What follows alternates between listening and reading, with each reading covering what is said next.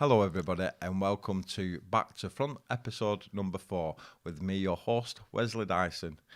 This is the new show where we get to turn the tables on Midnight Mcbride. In this show we ask a series of questions which Midnight Mcbride has no idea what we're going to ask him. So, Midnight Mcbride, how are you? Hey, I'm good, thanks. Yeah. Right. All good. This is new. This is the one I'm most worried about. Oh, is it now? Yes. You have no idea what's going to happen, do you? You have no idea. The thing with this is, because you know me very well, you could destroy me. This could be the end of your broadcasting career, as we discussed last. So please be kind. Please be gentle. I'll try my best. Going back to the beginning. Yes. We both grew up in Bolton. Yes. I grew up in Farnworth, people know about, but Bolton is a big town. Yeah. So It used to be the biggest town in Europe. at one time, yeah, Yeah. I believe so. Yeah. So where in Bolton did Midnight Mcbride grow up? Well, all over. But I popped out in Brightmouth. You popped out right there. Yeah. And that's where it started. But as I've talked about many times, I moved around a lot as a child. So I've lived in, Astley-Bridge, Heaton, Halliwell, Edgerton, Brightmouth. Got about. Everywhere. I've lived in pretty much every suburb. Yeah. And like you say, me being fortunate enough to know you for quite a while now and your family. Yeah. Obviously your sisters and your brother. Mm-hmm. The one question I was going to ask is, in the book, you talk about, obviously, the fighting and growing up in Bolton. Yeah. But I wanted to know, what was your happiest childhood memory? Yeah, see, that's a difficult question to answer. Just because obviously this show's off the cuff, so I don't have time to, go through the depths of my memory and then pick a moment. But yeah, there are definitely some fond memories. I think I remember being in Africa, and it's funny as well. And because I lived in Africa for a while, I went back and forwards, and me and my sister Bernadette went to a party, and we were dressed as, I think I was Tarzan and she was Maid Marian. I think that's right. What a combination. It may be two parties. We may have been Robin Hood and Maid Marian, and then it was a different party. But I remember being fancy dressed as Tarzan, and I think people arrived at the house in Africa, and I ran down the stairs, and I went, I ran down the stairs, and my pants fell down. my pants fell down as I did it. That's never changed. No, not really. No, and I ran back upstairs crying, and obviously I was a bit upset at the time, but there was lots of things like that, that exciting times, I suppose, as well, and experiences.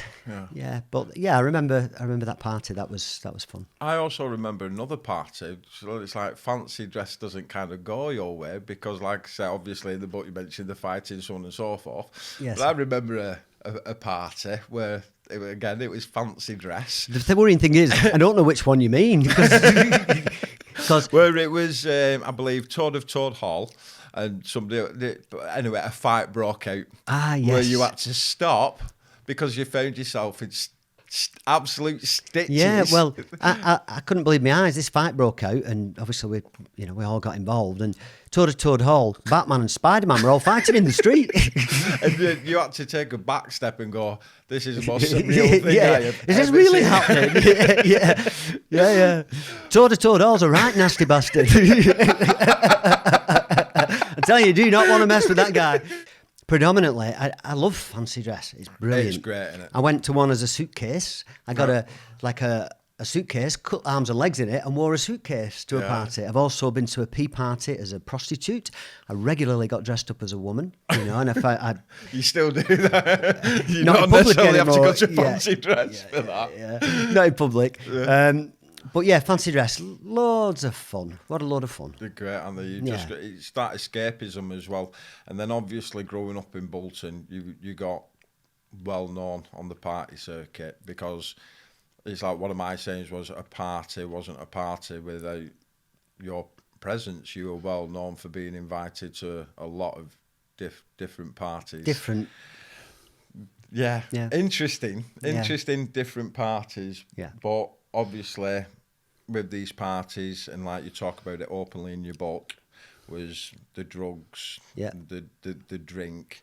So was it like the normal progressions, like somebody has a joint and then obviously it goes to a party and then something else on. How did that happen for you? Yeah. It started with cannabis in my early teens. Then it went on to LSD, which, you know, I took a lot of when I was younger. Then amphetamine and ecstasy. It was the club scene, you know, so it moved on to there. So, and then from there, a whole host and array of other drugs tried in between. But then I arrived at cocaine, and cocaine is very destructive. You know, it's not good. And even that at the beginning, I didn't see it as a problem, and it seemed like fun. But you know, a decade later, and it wasn't fun. You know, it started to become dependency, and rather than taking it here and there, taking it frequently. You know, I don't need to go into quantities, but whatever I talk to anybody about cocaine, they say, "Well, I did this much coke and I did that much coke," and then I tell them what I did, and they're usually quite staggered at the amount of cocaine. Staggered, like there's enough to put rhinoceros. Yeah, to kill a horse. Well, but talking about cocaine, I've noticed it, and you talk about it openly, but you have one kind of like unique party trick that I've noticed, and other people have noticed, is that you have this canny ability to be able to whistle. Right, through your nose, because obviously with any kind of substance abuse at the time, people don't realise the actual damage that you're doing to your own body. Well, because I first discovered it when I remember being in a room with people and we could hear this noise, and everybody going, "What is that noise?" And we're all off our head. Yeah. And it was driving everybody crazy. and we'd be listening, and we'd, "Oh, there it is again. What is it?" and we were cracking up. And then I realised eventually it was me. Yeah. And I had a hole in the septum, you know, because I'd taken that much cocaine. And I whistled through my nose. Yeah.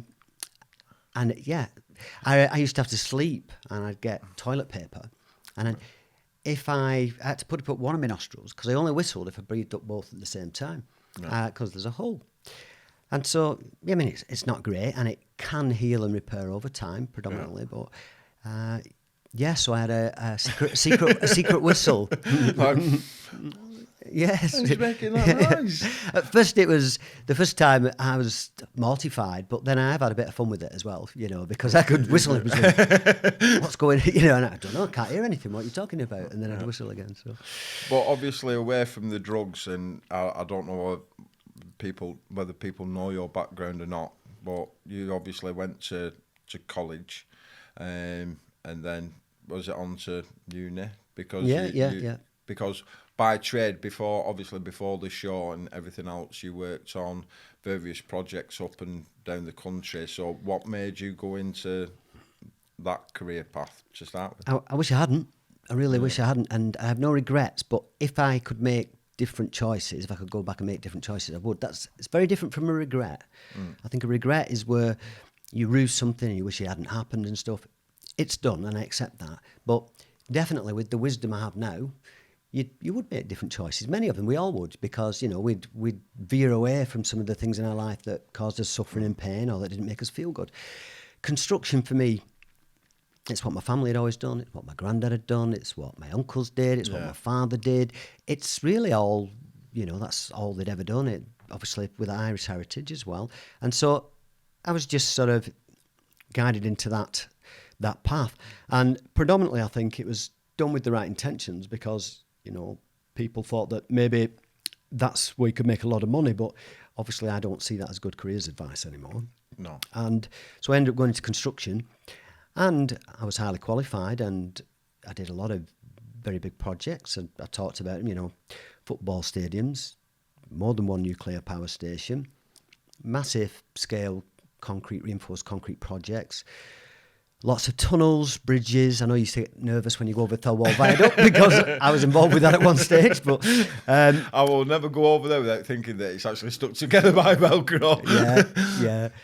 And with these projects, some of them I can't talk about because I've worked Yeah. for the Ministry of Defence, and I've done some of the projects that very, let's say, highly stressed, very important, but quite secretive projects. You know, you can't always talk about stuff. But yeah, that's how I ended up getting into it. And there is no pleasure in it for me anymore. I have done it, and sometimes I have to do it, and I may have to do it again. But it's really not what I want to be doing. You know, I want to be doing this. This is what I love. Yeah. And also, we've discussed it on an earlier show that when we meet each other, we call each other Brother Midnight, Yes. Brother Dyson. Yeah. But what people... That's because you're my brother, Wes, and I love you. Yeah, I love you too. And because, like I say, I have known you for a long while, and I saw the change from Patrick Mcbride to Midnight Mcbride, and it's like everyone loved seeing PJ at a party, and then you fell off the scene, and that's when I knew that you was going through that change. It's people that do love you, they could sense that you were unhappy, that you wasn't just this mask, if you will, as a party. They saw the party PJ, but they never saw Patrick when he was there. So yeah, I didn't let people see me then. No, and then you fell off the scene, and it's like, where's PJ? And then I heard that you'd found somewhere, I believe, in the Lake District, or towards the Lake District. Ulverston, which was sanctuary, really, somewhere I could go, because I was broken. I mean, you used that term in the last show. By the way, I forgot to change my T-shirt. It don't matter, the shows will be apart. Yeah. But yeah, I was broken. It's a term you used in the last show we filmed together. And yeah, I was in pieces, and I just needed space, time to heal, time to figure out what do I do now, you know? Yeah. So what made you go down? Because obviously, I've seen you give talks at like New Horizons, and then obviously the transition between Party PJ and then doing the meditation, and then afterwards, what made you go what I'd call the Buddhist route, the meditation route? What I heard a story once about two brothers that went in search for enlightenment. One went to a Tibetan mountain, and one went to the Ganges, but they both found enlightenment at different places. What made you think the Buddhist route was the way to go? I never intentionally went down the Buddhist route. What I did is I wanted to learn to meditate. Yeah. And at Manjushri, it's hand in hand. I mean, you don't have to become a Buddhist to learn how to meditate, but that's what you get there. And synchronicity and alignment led me to Manjushri. There was a course starting just when I needed to learn how to understand the mind. And Geshe Kelsang Gyatso had just released the new book. And so, yeah, it just fell into place. And then, like I say, I went to learn to meditate. But this beautiful, palpable wave of love came over me. If you spend time with Buddhist nuns, Buddhist monks in that environment, you can't really help but heal, you know, because there's no anger there. There's nobody falling out with anybody. Everybody is compassionate. You feel safe. And so I started to listen. Yeah. And I thought, this all makes sense. Everything I'm hearing makes sense, you know. Women and men treated equally. Doesn't matter what sexuality, you know, whatever your sexuality is. It doesn't matter what religion you are, because it's not a religion. They invite debate. They don't chastise you and tell you're going to hell. You're not damned if you don't do things. If you had the odd burger and a glass of wine, it's not the end of the world. Just, it all made sense. Everything started to make sense, and I thought, I definitely need this in my life. Yeah. Because there's been a couple of times in the past where we've talked, and I remember one time you was telling me that you was driving back from one of your retreats, where, and I hope you don't mind me saying it, you actually pulled the car over because this emotion came over you, where and you started crying like the whole world had just come off your shoulders. It was. I felt inner peace for the first time. People think that they're peaceful, but very few people actually completely go into the gap, the stillness. There's always something going on, and your mind's busy, the television's on, radio's on, you're listening to music, whatever. And to experience pure peace, this wave of peace come over me, all the stress and anxiety leave your body. I was tense for 40 years. No. You know what I mean? I was a tense motherfucker. We talked about in the last show that sense of release. It's overwhelming. And I'd felt this feeling, and I'd never felt it before. All my life, I had never felt this before. And it was just this beautiful peace, and it was overwhelming, and it was... The only way I can explain it is if you can imagine having an orgasm or something along those lines, but to try to give you some kind of grasp of what it was, this beautiful feeling that didn't end. I was just in bliss. Yeah. And that was a massive turning point for me. I knew then that I'd found something very, very special. Meditation and the Buddhist community, your Buddha, Dharma and your Sangha, the three jewels. And from this point, when I got back, I didn't want to lose that feeling. And I knew if I turned the radio on, if I went to Asda, because when you're that blissful and peaceful, this is all very alien. The external world, you see somebody arguing, like, what is that? Because it's massive contrast to how you feel. Yeah. So I didn't really want to engage the world for a few days after, because I knew that this was temporary and it wasn't going to last. And I was concerned I didn't want to lose this feeling. Yeah. And sure enough, a few days passed and it faded. But then I learned how to get it back. Yeah. And I realised that if you constantly dip your toe into pure consciousness, what they call cosmic consciousness, and you move in that direction and you regularly learn the skills to keep bringing yourself back to this peaceful state and experience bliss and joy on a daily basis, it's a game changer. It does. You become happy. Your life improves exponentially in every direction. You're nice to be around. You feel good. You've loads of energy. You're happy. You eat the right foods. You stop smoking. You stop drinking. You stop taking drugs. You feel good. You don't need all the other stuff and the distractions. No. And you're not frightened of going into, Blaise Pascal always says, all man's problems stem from his inability to sit quietly in a room on his own. And I know people that are frightened. They do not like being on their own. I love being on my own. I like engaging people, but I'm okay with me. Yeah. Self-acceptance and love. And when you learn that, life starts to get good. I mean, that's one thing I struggled with. And I mean, I'm fortunate because Janet's helped me with that, where I was always surrounded by hustle and bustle and everything going on, but that finding that you can sit by yourself quietly in a room and be at peace and be all right with that. Do you know? Some people are terrified of it and they need constant external interruption and stimulation. Some people have the TV on in the background, adverts rolling out and all this because they like the noise. They always want to be around people and they don't like being on their own. And that's basically because you've got shit to deal with in here, and being on your own, sat in a space, there's nowhere to go. You've got to deal with your shit, and that frightens people. Yeah, because it's like I said in one of the last shows, where I can find that now where I can sit there and I write in the dark, because obviously this transition that I've witnessed in it has been a magical transformation. That also you did the plant medicines as well that we've talked about on a couple of occasions. How did you arrive at plant medicines from doing the retreats or going on to... Well, the meditation came first. And that really, it was a reset. I'd had a nervous breakdown. I was in pieces. I couldn't function. I became very vulnerable because I went back to basics, opened the door, and I just let myself feel. Yeah. And it was terrifying. You know, I couldn't be around the same people. I didn't want to engage at all for a while. Didn't go outside. The meditation came first. I started to meditate. I started to feel really good.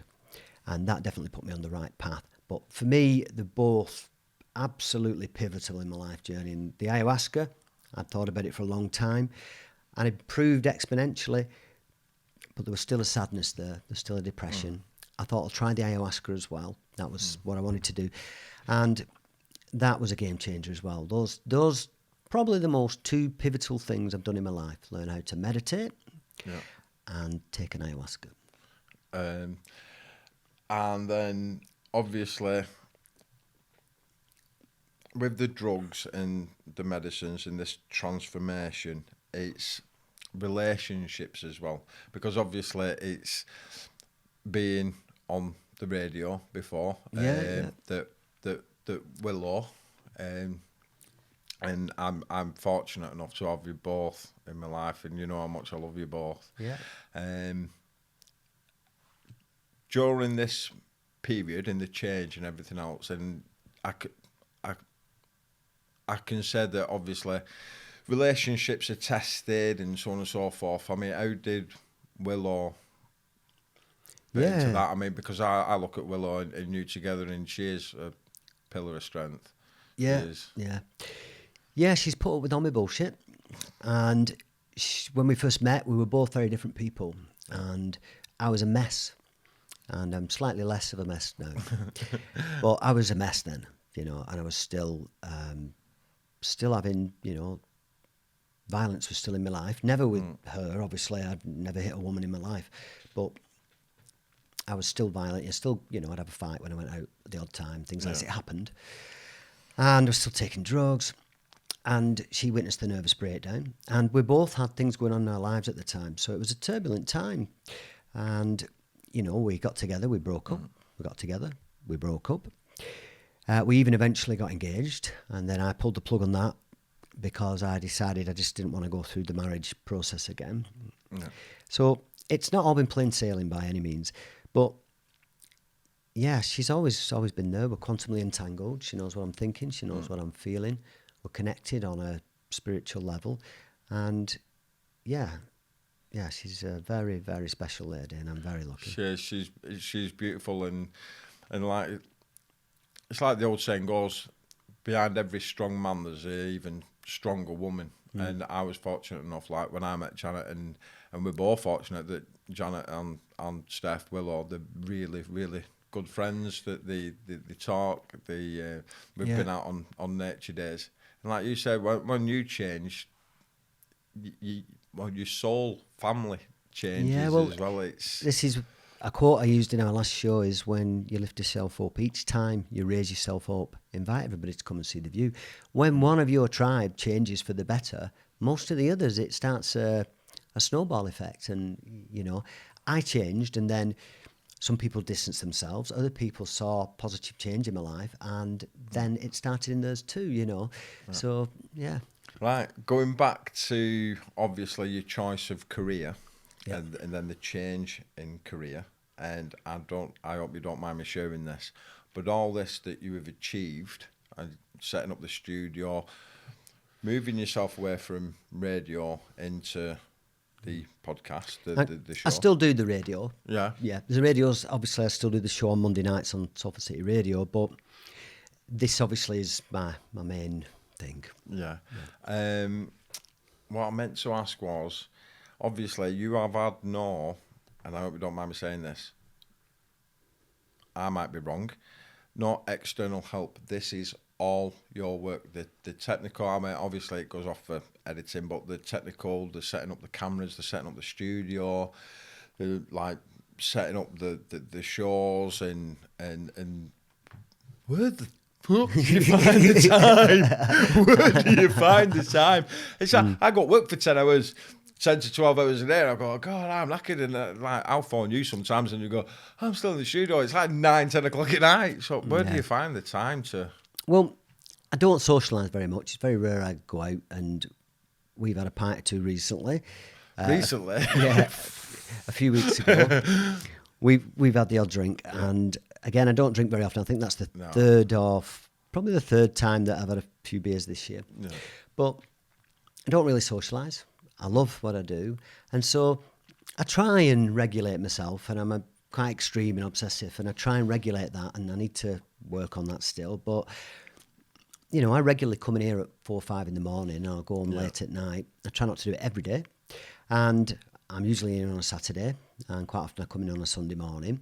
Yeah. It's my passion. When it's something your passion, if you're passionate about something, it's your priority, and so you find the time because you just spend all your time doing it. There's a quote in your book, and I think I said it to you a good few years ago, that if you find a job that you love doing, you will never work another day in your life. Yeah.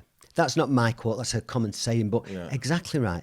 If you love what you do, it's not work. No. It's not work. Work is doing something to get paid for somebody else. Yeah. And you can enjoy your job. I'm not saying you can't, but if we're being honest, most people don't. Most people would rather not be doing it. Yeah. I would rather be doing this. I love it, you know. So I'm very lucky, but how long it'll last, where it'll go, I don't know. So I take it a day at a time. And yeah, it's fabulous. And I get to bring my friends in and meet new people, and it's just fabulous. I mean, you've had some, and I've said it, and I've put it on Facebook, and I've mentioned it on YouTube, that with your show, and I'm not being biased here in any way, shape or form, you've had guests on this show, and it's like 45 shows, 46 shows, going and so forth. You set yourself a target, and now you've achieved that. It's, if you was approached by mainstream, would you go into mainstream, or would you continue to do your Good question, show? yeah. And obviously, we're not trying to get ahead of ourselves here. That may never happen. But let's say that did happen, you know. Would I go into it? As long as I still had freedom. Yes. That's the criteria. If I had very strict constraints, which is why I'm doing this, because I don't. Yeah. I'm still sensible about it, you know. I don't want to cause too many ripples, but yeah, I can pretty much talk about what I want and bring on who I want. If there were constraints involved with that where I couldn't do that, then it wouldn't work for me.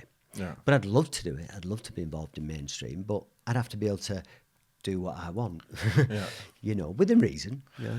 Well, on top of like doing this, in obviously the work, the studio, so on and so forth, I believe, well, I don't believe, I've actually seen it myself, that you do Ironman, ultra running, marathons, and it's like I asked you before, where do you find the time to like squeeze all that in as well? Well, that's the other thing I do. So predominantly my life consists of this and running.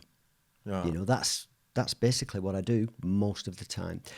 I do try and factor other things in, especially I have to factor in time so that I can have some downtime. Sunday is usually our day, you know, and we'll spend time doing something nice. Sometimes I have to come in the morning for an hour. But, the running, especially if you're doing ultra running, it is time consuming, because if you're just going out for an hour, it's not really going to cut the mustard. If you've got an event coming up, you need to be, you know, if you're going out for a run, you need to be out for 3, 5, 6 hours, whatever, you know, at least 3 hours, I'd say.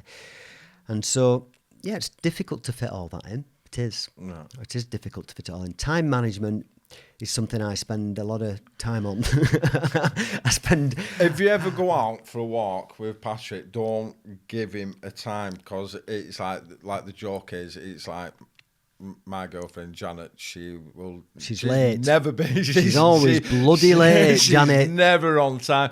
And we'd arranged to go out for a walk one time, and it was like, it's not, I wouldn't say it's OCD, because it's like, I'm like you, I like to structure my day. Sometimes it's like you stick to a time so you can squeeze in what you need to squeeze in. But yeah, sometimes it's like, whenever you're late, it's like it does have an effect on you. Where does that come from?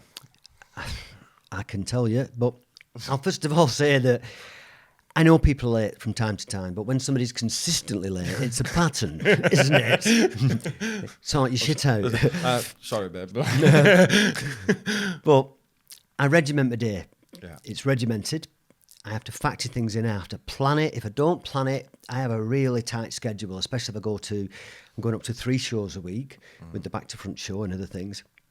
For that to happen, what you do beforehand, then the show itself, pre-show chat, planning it, the editing notes after the edit it, then putting everything live with all the social media, different channels, the audio podcast. It's a lot of work.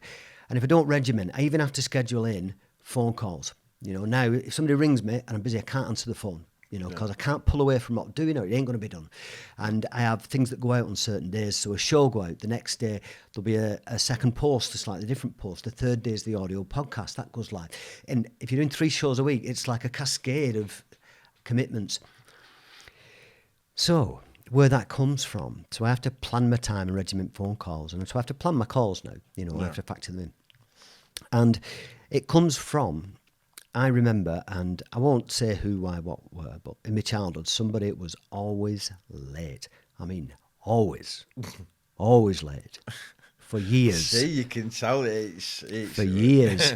And, you know, we'd arrive, we'd sit there an hour late, arrive, sit there 40 minutes late. Arrive, I sit there an hour late. And this was all through my life. Yeah. And it drove me, you know, as a child, so you've not got the patience you have when you're a bit older as well. But yeah, I found it, I didn't like it.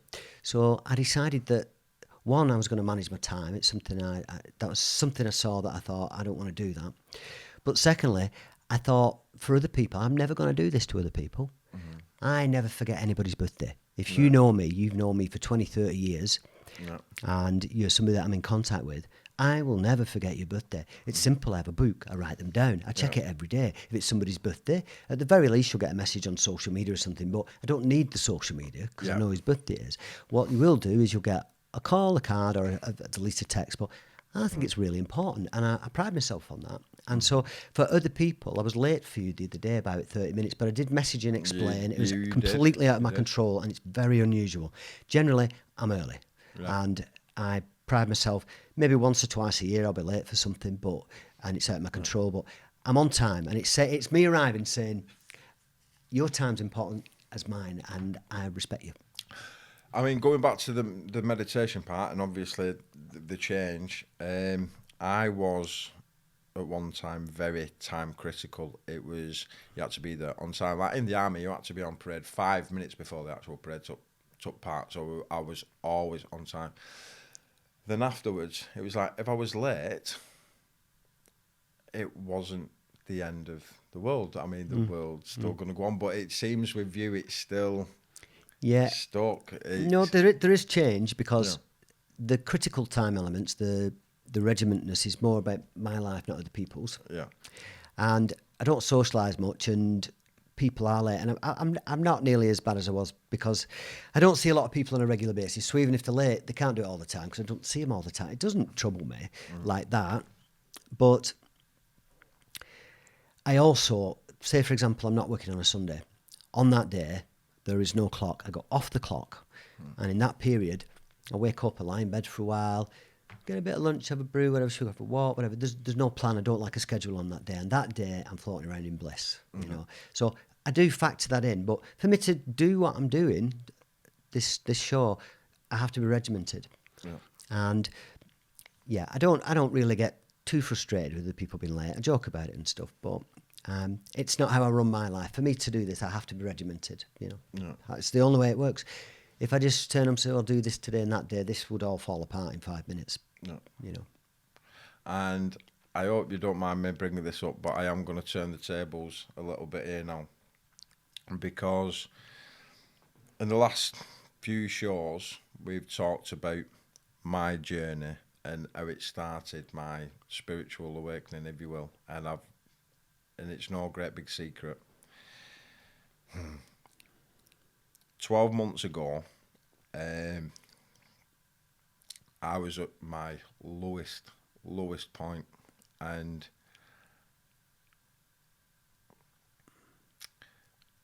I felt like I had no one to talk to, nowhere to go.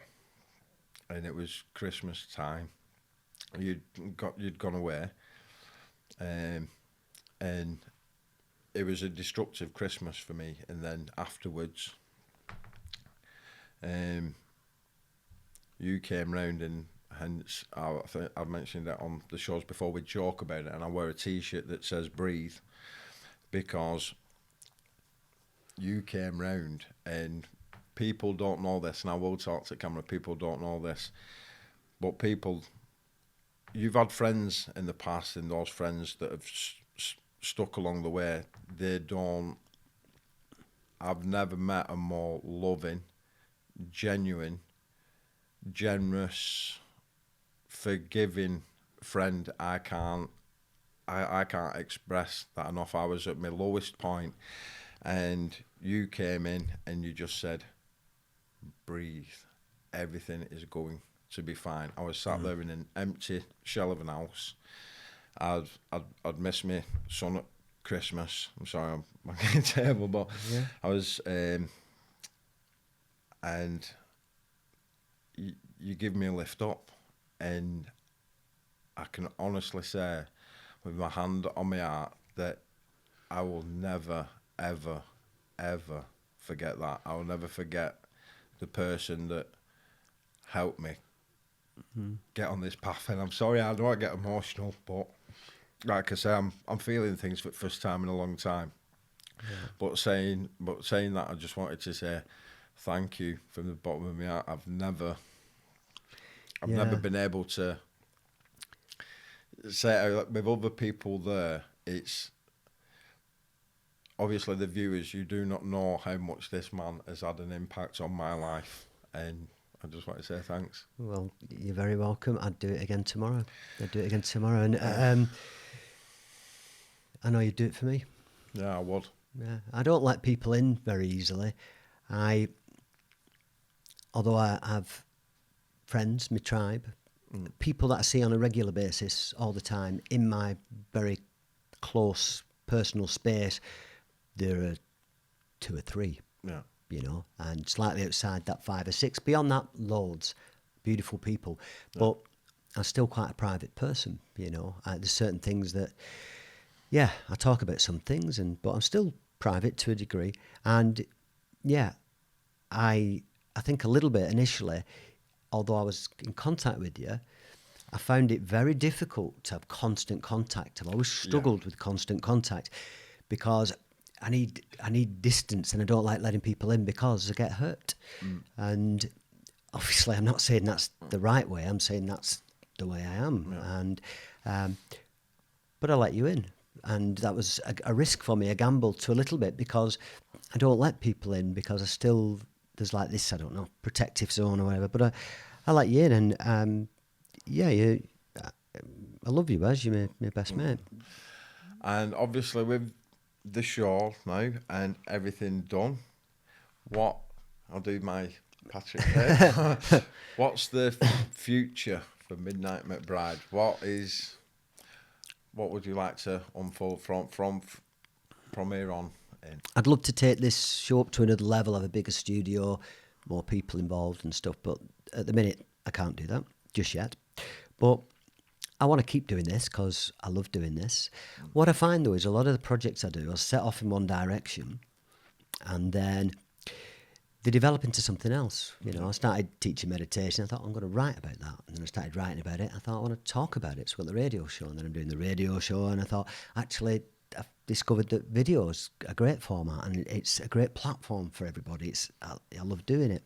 So, yeah, to keep doing this, but I'd love to have the money to invest to really take this up a notch, you know. But for now, I'm still very lucky. And I mean, I've said it to you before, and I said it to a friend of mine the other night on the phone, and I said, get yourself on Midnight Mcbride on YouTube, because people can watch interviews on telly, and I'm sorry, I'm gonna refer to like BBC.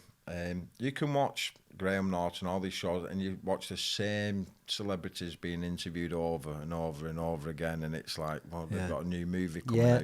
Yeah. With this show, it's therapeutic as well, because you get guests in from all walks of life. You've sat here and done a show naked. You know what I mean? That was really important to me, because with the radio, the first 70 or 80 shows, predominantly spiritual guests, you know, which is fantastic, and I'm very lucky, and I'm still doing that. It's great. On this show, I've had a rapper, activists, mediums, healers, a mushroom expert, a medical herbalist, and the diversity. And I want to explore, I want to have the chats that other people maybe won't have. I want to, let's do it, let's go deep, let's talk about the shit that people aren't comfortable with. Let's figure it out together, talking about it. It's brilliant. And I want to explore the fringes as well. And so diversity on this show was critical for me. I realised that very early on, that the radio is wonderful, and I still do it and I love it. But this show, I want to bring somebody that I know, somebody maybe I know nothing about, you know, and they've got a story to tell, because this was nearly called, and the radio show, it's a title I've been playing with, was Ordinary People, Extraordinary Lives. Everybody's got a story to tell. Yeah, because it's like on the radio, I've noticed that you could have had guests on, but it's still mainstream, so things that you want to talk about can get, they'll pull you off air. I mean, I'm very lucky. They cut me a lot of slack, but I know from shows I've done, there's certain things that you can't talk about on the radio. Yeah. So with your own trying to, like you say, you can get people in, like people that you don't know who've got a story to tell. And again, this is your generosity as well, because people, or what the viewers might not know is actually how much goes into making one of these shows. And I tell people at the beginning of this, even just setting this studio up, it doesn't look that fantastic. It looks, it's fairly plain and stuff. It took me 2 months to set this studio up. 2 months trying different, soundproof curtains, the layout, the lighting, all the different camera angles. Try and getting 3 cameras in a small space to pick everything up. The sound, getting the sound right. And I played with it, and eventually I thought, well, I'm going to have to start filming now. It's never going to be right. So I got to a point I thought, yeah, it's okay. And as the shows have gone out, they've improved. But just the setting up was massive. And no, I don't think anybody probably has any idea of how much work goes into just, a simple chat, but there's a lot of work goes into it. Yeah. Well, like just going back to what I just said, that shows. I wrote something down not long ago, and it's like a true reflection of characters, to be able to look at reflection of that character and be true. And that's you. You're such your generosity is overwhelming. You get guests in, the welcome, and yeah, I mean. Yeah, I think I'm the lucky one, I really do. I see myself as a lucky one because I get to have this experience. And it's not about having stuff, life's all about experience, and meeting other souls, like-minded souls, and it's a beautiful thing. And you'd be surprised as well, no matter what your story is, most people have a very similar message. I find it very interesting. That's why we talk about the suicide, we talk about the drugs, we talk about the violence, we talk about it all, because if you want to show somebody that you can evolve and grow and that, it's never too late and all that, it means nothing if you don't show them what you've been through and how you've got there, and they learn from it. So it's no good saying, well, this is what I do now and it's all amazing. That's fine, but usually you'll find for somebody's motivation, the drive, the reason they got there, a great example about this is Sandy Hull, a multiple European Thai boxing champion and a really beautiful man, was bullied badly at school, and that drove him. He's a great guy, Sandy. Yeah. Colin Unsworth, Mr. Mushroom, he started off, because he was bullied at school, he started spending a lot of time in the forest and nature and started learning about mushrooms. And you'll find that a lot of people have experienced trauma and adversity, and it's healthy to talk about it. If we don't talk about everything, we can't learn anything, because without being fully informed with all the facts, we can't evolve and grow as a species. It's like you said to me one time, it's once you find yourself, if you go out and do things that you like, you will meet like-minded people. And like you said, you attract these people into your life. But yeah, where you go from here, it's like non-stop. It's gone from growing up in Bolton to still here. We've not gone very far. Not grown up, and we're still in Bolton. We've travelled, but we're back in Bolton. But I said to you last night, didn't I wrote it down, and if you want to reach your final destination, don't set off. Now, I don't mean don't experience things. That's right. Well, just don't set off, but you will come full circle. It's explained as... It's in The Alchemist, and the young shepherd goes on his journey looking for treasure, and he meets the alchemist, and he ends up at the pyramids of Egypt, and then he ends up coming back home and finds out that the treasure was there all along, And quite often you can find, even with relationships and things, what you're looking for. Sometimes if you look too hard and you pursue and you pursue and you pursue, you can't see it. And then if you pause, stay still, what you're looking for sometimes is right in front of your nose. Right there, it's been there all along. The house with the golden windows. Yes. Yeah. On that note, I've asked the questions that I need to ask. All right, so Midnight Mcbride, Patrick Joseph Mcbride, thank you very, very much. Wesley Dyson, my lover. I knew you were good. You just can't help yourself, no, I can know, you? I find it funny.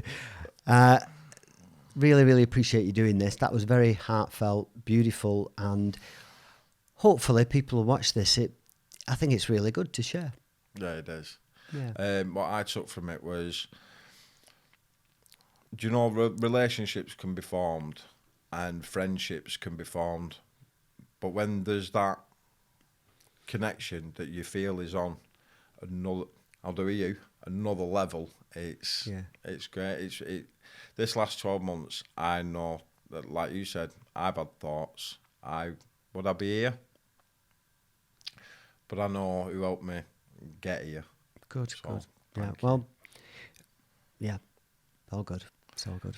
Thanks for watching, everyone, and have a great week, and we'll see you soon. Shalom. Shalom, motherfucker. Shalom.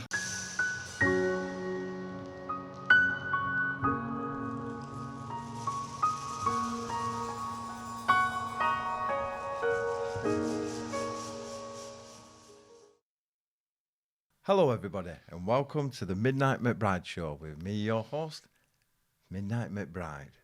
I am a YouTube podcaster, radio broadcaster, author, meditation teacher, site surveyor, Ironman, Ultraman, triathlete, and as you know, I am also the author of From Pills to Peace by me, Midnight Mcbride.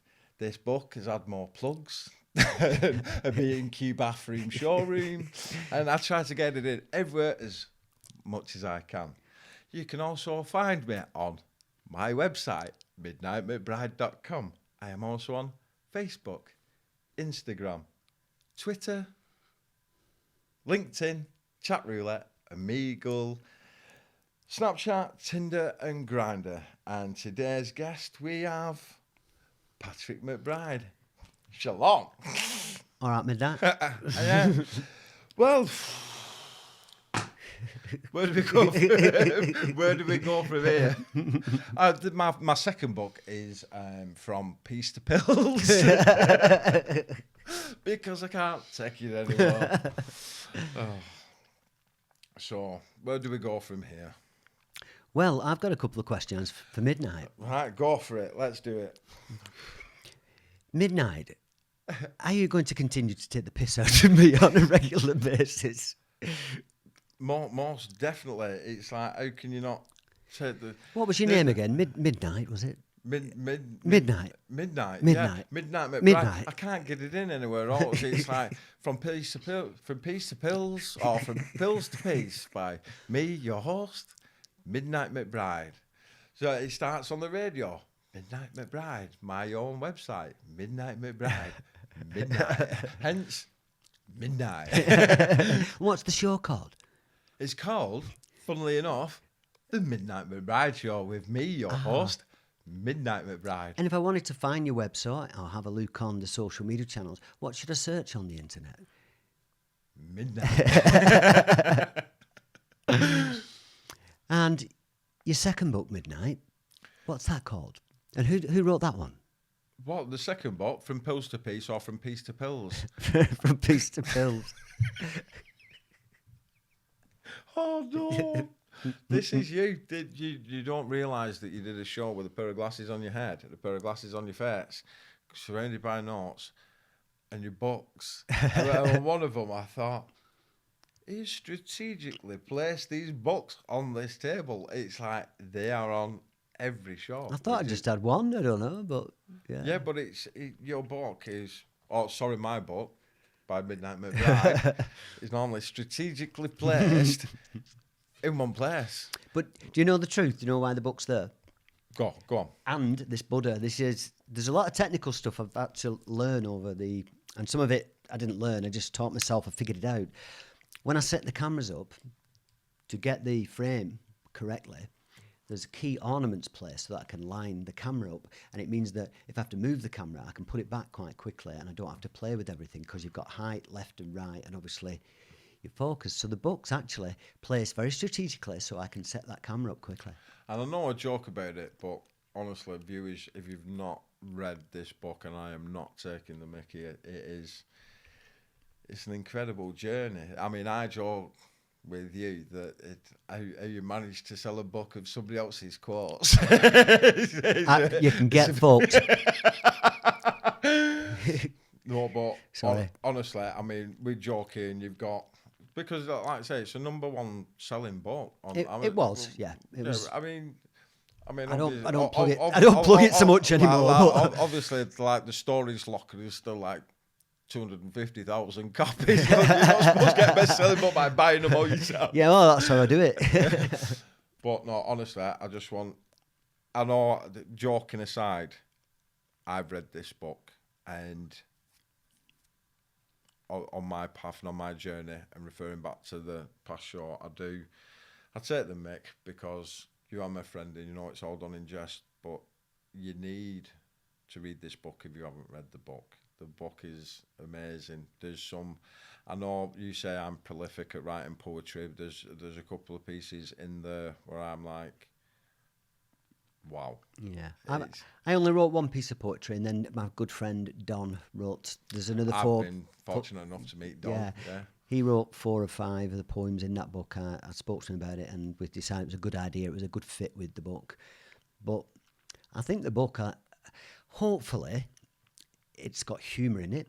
I do not take myself too seriously. It's very honest and dark in places. It makes you reflect and look back on the world with different perspective, and makes you see that the human race is quite insane on the whole, and that we're broken, and we've got a lot of work to do. I mean, one thing I forgot to mention on the last show was in the book. It wasn't my idea to put these books here, by the way. Wes wanted to take the piss. That's why we're doing it. The book was, like I said, the books had more plugs than a B&Q bathroom showroom. But no, seriously, in the book, and I meant to ask this question. Obviously, being the life and soul of a party, and then where you're at now, and in the book you mention it, where you got I, and then it does become very lonely, because I had, after Christmas, when I came in, I thought, and I hope I don't offend anyone here, I looked at my Facebook and I looked at the past parties and everyone else, and it was deeply upsetting. I looked at some people and went, I removed myself from their life, because it was... You had a purge, didn't you, basically? Yeah, it was... I was getting away from that. Yeah. I'd laughed some memories, and some good memories, but that was... Even if some of these people are not intentionally being a negative influence on your life, when you decide you're going to take a different road, a different path, and you're going to start to heal and put yourself back together again, you need to create distance from negative influences in your life. At a later stage, you might be stronger and it might not matter. But initially, I had to remove myself from anything negative in my life for a while, because I wasn't strong enough. No. And where you had a friend purge, or you did it maybe gradually and picked through them. I didn't. I just shut the world out. Yeah. I had to fix myself. I had to heal. I had to figure it out. And I couldn't afford to let some of the negative situations in my life evolve and happen again, until I put myself back together. So I complete shutdown for me. Yeah. And just one on the book. I am going to open the book, because I do have a copy at my house, which I'm fortunate enough to have. And my 5-year-old son picked the book up and he went, "Daddy, I can draw better than that." I know. So go on. I'll explain. We discussed it. Go on. Yeah. Explain the artistry in the book. I don't claim to be the best writer, and I don't certainly no artist. And I even drew those out. I had a point to get across, a message, and I drew them out, and they explained my point very well. But the stick figures, they're just there to make a point. And I got somebody else to draw them out for me neatly, and they did a great job. You should have seen the original drafts of those. Should have seen the original draft. But the concept, the idea was all mine, and then I got somebody else to make them presentable. Yeah. I'm not an artist or anything like that. I'm not the best writer, but I do believe I have a message, a song to sing. I've got something to say, and that's just how it happened, But I think they're quite funny anyway. I like it. They're absolutely brilliant. But like, joking aside, like I said, in the book, it's therapeutic. It is an emotional roller coaster, and I cannot tell you that obviously knowing your past and where you're at now, that watching this transformation, it's been amazing from the book to the show, well, to the radio to the show. Honestly, I can say it now. To the moon next, to the stars. To the stars. But honestly, brother, you've done amazing. Right, You really well, that means a lot, and I really appreciate it. Yeah, and I'd just like to say a massive thank you, Wesley. It's been my absolute pleasure. Thank you. Shalom, motherfucker. Shalom. I don't know, but let's do another shalom. Shalom. Just a normal one. Right. Shalom. Motherfucker. You are getting it in, didn't you? Oh. Yeah, right. Awesome.